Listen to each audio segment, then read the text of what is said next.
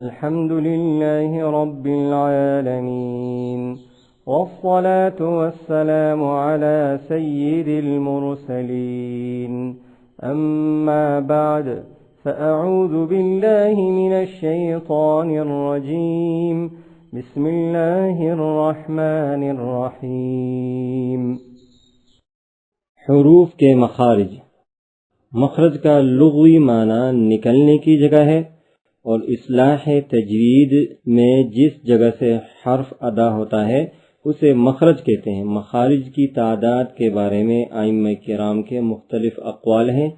مخارج کی تعداد 17 ہے۔ حروف مخارج: حمزہ ہا حلق کے نیچے والے حصے سے ادا ہوتے ہیں۔ عین ہا حلق کے درمیان والے حصے سے ادا ہوتے ہیں۔ غین خا حلق کے اوپر والے حصے سے ادا ہوتے ہیں۔ قاف زبان کی جڑ اور تالو کے نرم حصے سے ادا ہوتا ہے۔ کاف زبان کی جڑ اور تالو کے سخت حصے سے ادا ہوتا ہے۔ جیم شین یا زبان کے درمیان اور تالو کے درمیان سے ادا ہوتے ہیں۔ ضاد زبان کی کروٹ اور اوپر کی داڑوں کی جڑ سے ادا ہوتا ہے۔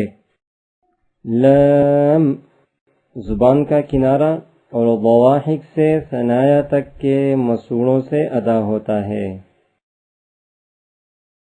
نون زبان کا کنارہ اور انیاب سے ثنایا تک کے دانتوں کی جڑوں سے ادا ہوتا ہے۔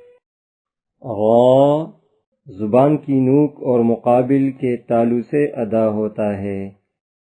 طا دال تا زبان کی نوک اور اوپر کے دانتوں کی جڑ سے ادا ہوتے ہیں۔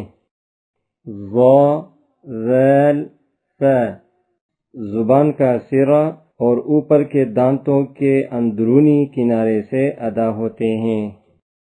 صاد زا سین زبان کی نوک اور دونوں دانتوں کے اندرونی کنارے سے ادا ہوتے ہیں۔ فا اوپر کے دانتوں کے کنارے اور نچلے ہونٹ کے تر حصے سے ادا ہوتا ہے۔